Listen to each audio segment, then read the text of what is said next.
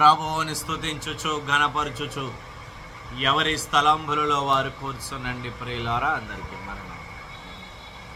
దేవుని యొక్క మహాకృపను బట్టి ప్రభువు ఈ మోషే ధ్యాన గుడారములో 23 దినములో ఆయన మనలను కాచి కాపాడి 24వ దినములోనికి ప్రభువు మనలను ప్రవేశపరిచిన వారయ్యున్నారు. ఆయనకే నిండు మహిమ ఘనత ప్రభావములో యుగ యుగములో ఆయనకు మెండుగా కలుగును గాక. ఆమేన్.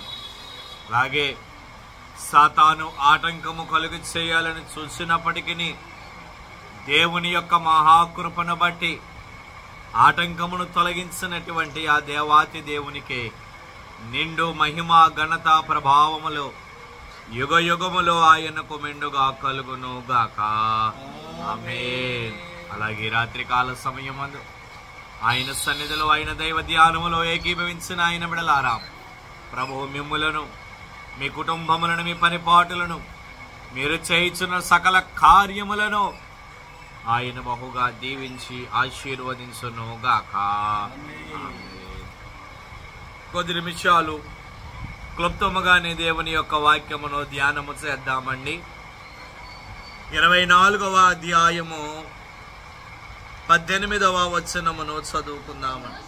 అప్పుడు మోషే ఆ మేఘములో ప్రవేశించి కొండ మీదకి ఎక్కెను. మోషే ఆ కొండ మీద రేయింబవల్లో 40 దినములుండెను. చాలండి. ప్రభువు తన పరిశుద్ధమైన లేఖన భాగమును ఆయన మహిమార్థమై మన వినికిడిలో ఫలింపజేసి వాక్య సంబంధమైన ఆశీర్వాదములన్నీ ప్రభువు మనకు మెండుగా నిండుగా ఆయన అనుగ్రహించును గాక. ఆమేన్. ప్రభువునందు ప్రియమైన దేవుని విశ్వాసులారా,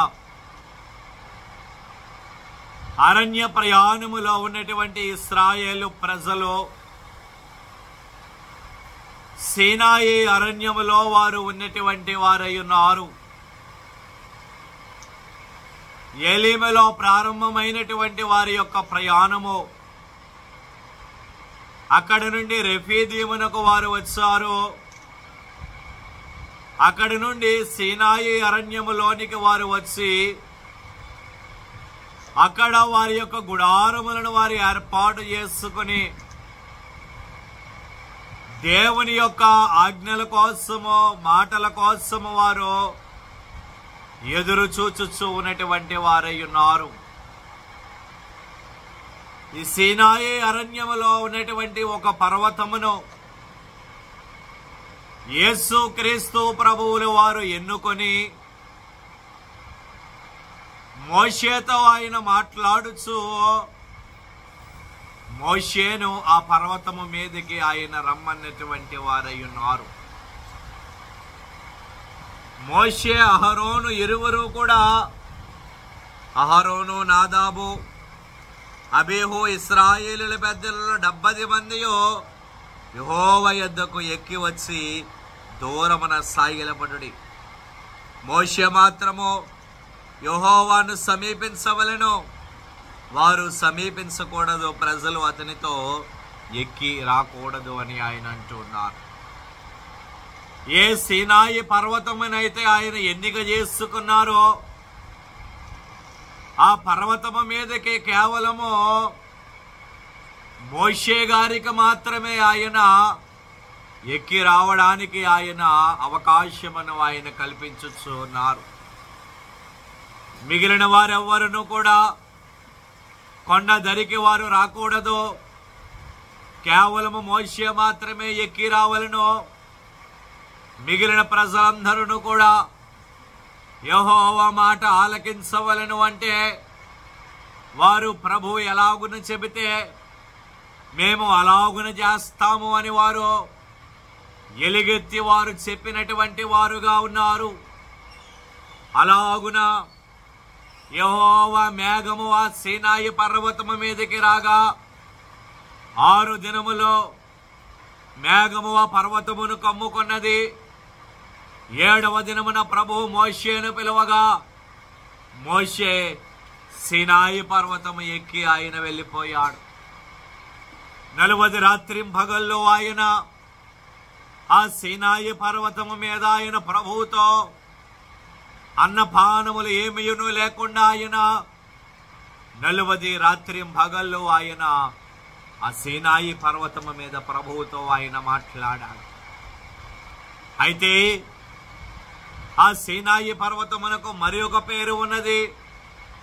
హోరేబు పర్వతము అని అంటారు, లేదా దేవుని పర్వతము అని ఆ పర్వతమును పిలువబడుతూ ఉన్నటువంటిది ఉన్నది. అయితే ఆ పర్వతములో కొన్ని ప్రత్యేకతలు ఉన్నటువంటివి ఉన్నవి. మోషే గారును ఇశ్రాయేలు ప్రజలను ఆ సీనాయి పర్వతము దగ్గర వారు గుడారములు ఏర్పాటు చేసుకోవడానికి అక్కడనే మోషే 40 రాత్రింబగల్లో ఆ సీనాయి పర్వతము మీదనే మోషే ఉండడానికి అసలు ఆ పర్వతములో ఉన్నటువంటి ప్రత్యేకతలు ఏమిటో కొన్నింటిని రాత్రికాల సమయం అందు చూద్దామండి. 19వ అధ్యాయం నిర్గమాకాండం అండి. 19వ అధ్యాయము 18వ వచనమండి. యెహోవా అగ్నితో సీనాయి పర్వతము మీదకి దిగి వచ్చినందున అదంతయో దోమమయమై ఉండెను. చాలండి. చదువుబడిన లేఖన భాగములో ఇశ్రాయేలు ప్రజలైనటువంటి వారే సీనాయి పర్వతము దగ్గరకు వారు రాగా అక్కడ జరిగినటువంటి ఒక సంఘటన అక్కడ వ్రాయబడి ఉన్నటువంటిది అయి ఉన్నది. ఏమంటున్నారు ఆయన అక్కడ? యెహోవా అగ్నితో సీనాయి పర్వతము మీదకి దిగి వచ్చినందున, ఆయన పర్వతము మీదకి వచ్చినప్పుడు ఎలాగున ఆయన పర్వతము మీదకి ఆయన వచ్చారు అంటే అగ్నితో ఆయన ఆ పర్వతము మీదకి ఆయన దిగి వచ్చిన వారుగా ఉన్నారు. కనుక నేనంటాను, మొదటిగా సీనాయి పర్వతములో ఉన్నటువంటి మొదటి ప్రత్యేకత ఏమిటి అంటే ఆ సీనాయి పర్వతములో ఉన్నటువంటి ప్రత్యేకత, ఆ పర్వతము దేవుని అగ్ని కలిగినటువంటి పర్వతము. ప్రియమైనటువంటి వారలారా, దేవునికి స్తోత్రం. దేవుని అగ్ని కలిగినటువంటి పర్వతము సీనాయి పర్వతము. ఇదే నిర్గమాకాండములో 3వ అధ్యాయములో 2వ వచనములో మనము చూడవచ్చును. మోషే తన మామ మందను ఆయన మేపుకుంటూ ఉండగా అతడు ఆ సీనాయి అరణ్యములో ఉన్నటువంటి ఒక కొండ దగ్గర అతడు ఒక పొద మండుచుండట అతడు చూస్తాడు. ఆ పొద మండుచూ ఉన్నది కానీ అది కాలిపోవటలేదు. ఏమిటి ఆ వింత అని అతడు దగ్గరికి వెళ్ళి చూసినప్పుడు ప్రభు అంటూ ఉన్నారు, మోషే మోషే, నీవు నిలిచి ఉన్నటువంటి స్థలము అది పరిశుద్ధమైనటువంటి స్థలము కనుక నీవు దగ్గరకు రావద్దు అని ఆయన అంటూ ఉన్నారు.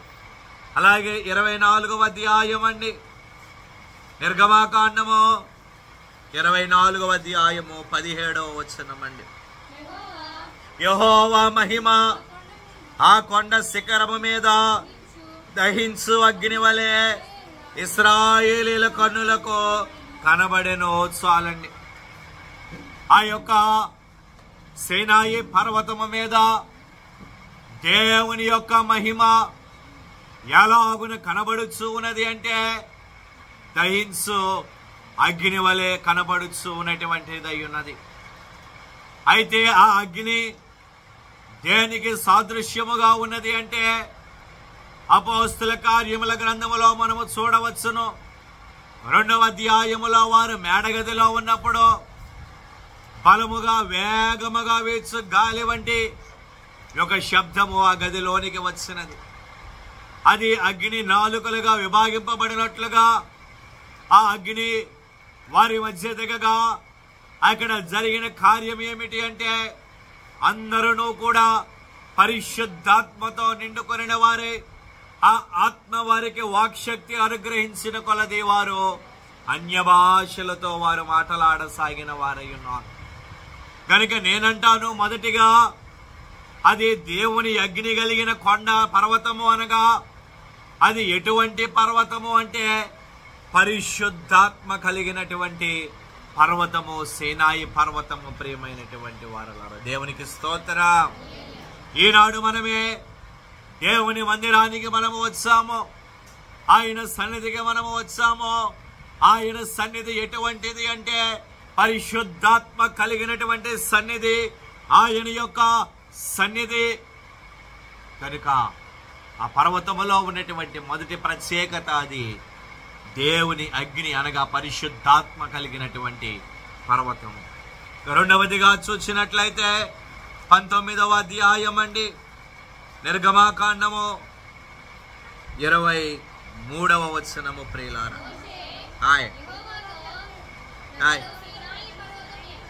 ప్రజలు సీనాయి పర్వతము ఎక్కలేరు, నీవు పర్వతమునకు మేరలను ఏర్పరిచి దాని పరిశుద్ధపరచవలనని మాకు ఖండితముగా ఆజ్ఞాపించితివనెను. చాలండి. చదువుబడిన లేఖన భాగములో మొట్టమొదటిసారిగా మోషే సీనాయి పర్వతము మీద ఉన్నప్పుడు ప్రభు మోషేతో మాట్లాడుచు ప్రభు అంటూ ఉన్నారు మోషేతో, మోషే మోషే నీవు పర్వతమునకు దిగి వెళ్ళము.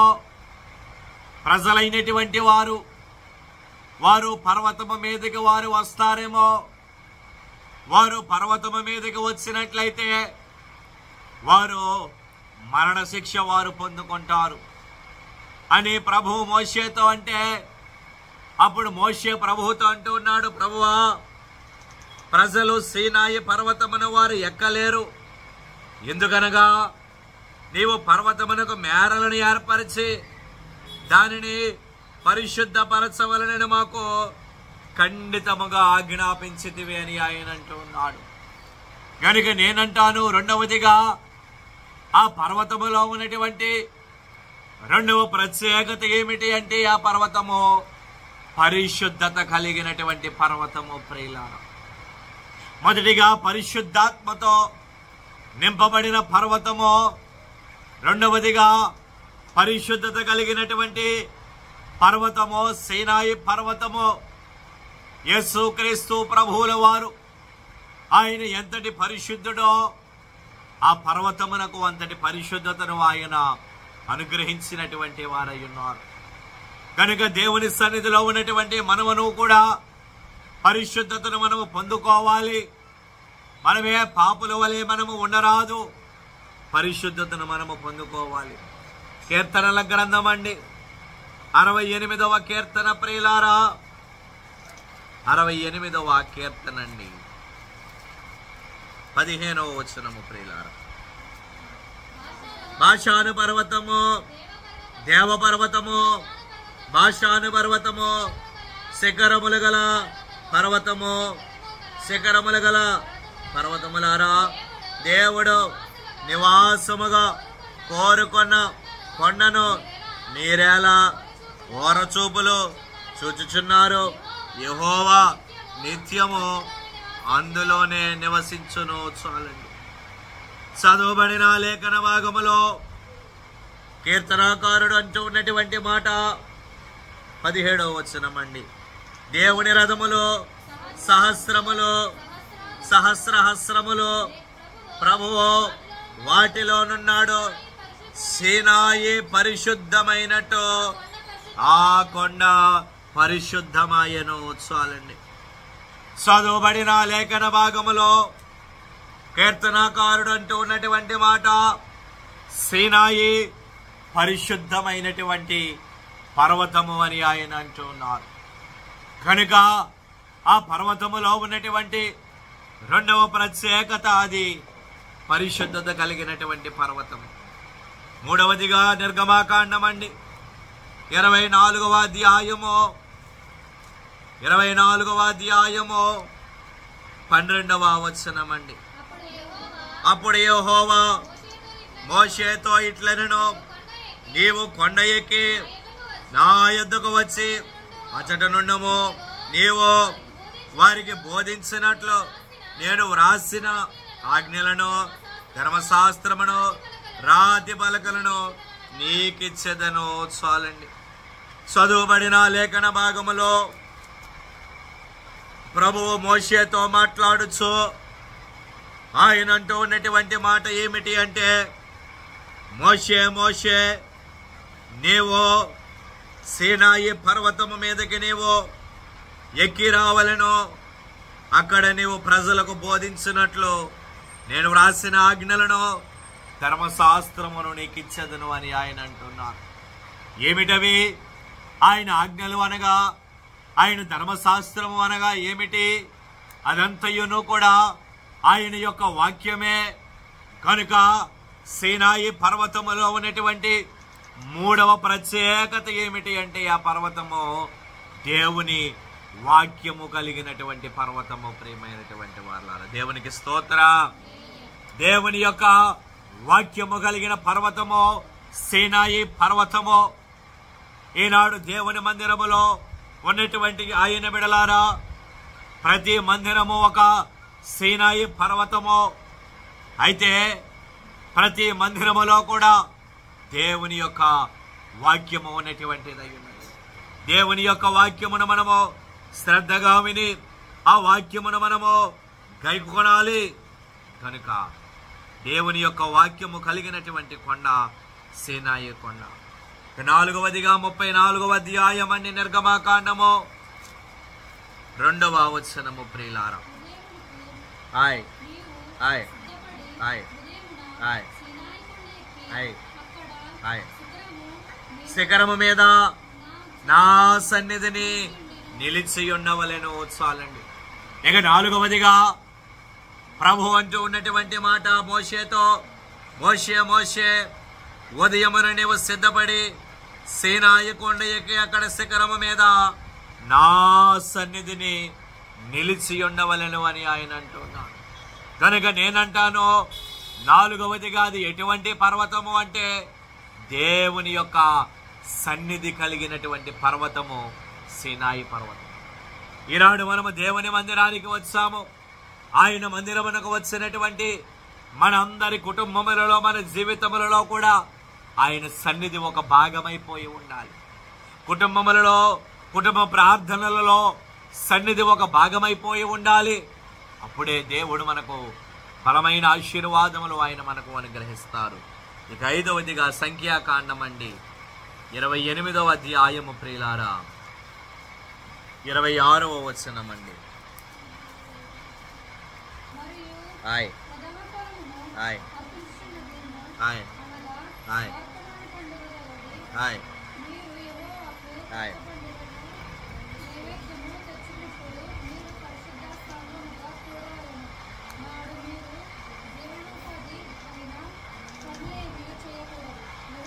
యెహోవాకు ఇంపైన సువాసన గల దహనబలిగా మీరు 2 కోడదూడలను, 1 పొట్టేలను, 1 ఏడాది అయిన 7 మగ గొర్రె పిల్లలను, వాటికి నైవేద్యముగా ప్రతి కోడదూడను చాలండి. చదువుబడిన లేఖన భాగములో యేసు ప్రభువుల వారు మోషేతో ఆయన మాట్లాడుచు ఆయన అంటూ ఉన్నటువంటి మాట, మీరు యెహోవాకు ఇంపైన సువాసన గల దహన బలిని మీరు అర్పించవలను అని ఆయన అంటున్నారు. కనుక 5వదిగా ఆ పర్వతము మీద ఉన్నటువంటి 5వ ప్రత్యేకత ఏమిటి అంటే, అది ఇంపైన సువాసన కలిగినటువంటి పర్వతము. ప్రియమైనటువంటి వారు, ఆయన పర్వతము ఎలాగో ఇంపైన సువాసన కలిగిన పర్వతముగా ఉన్నదో, మన జీవితములు కూడా దేవునికి ఇంపైన సువాసన గల జీవితములుగా మన జీవితములను మార్చుకోవాలి. కొరింథీయులకు రాసిన 2వ పత్రిక అండి, కొరింథీయులకు రాసిన 2వ పత్రిక 2వ అధ్యాయము 14వ వచనం అండి. మా ద్వారా ప్రతి స్థలమునందును క్రీస్తుని గూర్చిన జ్ఞానము యొక్క సువాసనను కనపరచుచు ఆయన యందు మమ్మల్ని ఎల్లప్పుడూ విజయోత్సవముతో ఊరేగించుచున్న దేవునికి స్తోత్రములు. అక్కడ పౌలు గారు అంటూ ఉన్నటువంటి మాట, మా ద్వారా ప్రతి స్థలములందును క్రీస్తును గూర్చిన జ్ఞానము యొక్క సువాసన అని ఆయన అంటున్నారు. మనం ఎటువంటి ఇంపైన సువాసన కలిగిన వారి వలె ఉండవలను అంటే దేవుని గూర్చిన జ్ఞానమును మనము కలిగిన సువాసన కలిగిన వారి వలె మనము ఉండాలి. కనుక దేవుని మందిరములోనికి వద్దాము, దేవుని ద్వారా వచ్చే దైవ దీవెనలు పొందుకుందాము. ప్రభు కృప మీ ಎಲ್ಲರಿಗೂ తోడయుండును గాక. ఆమేన్. మోకరిందామండి, ఆయన ధ్యానములోనికి వెళదాము ప్రియులారా, అందరము కూడా మోకరిందాం. యెహోవా జీవముగల దేవా, మహోగా స్తుతులకు అర్హుడా నీవు.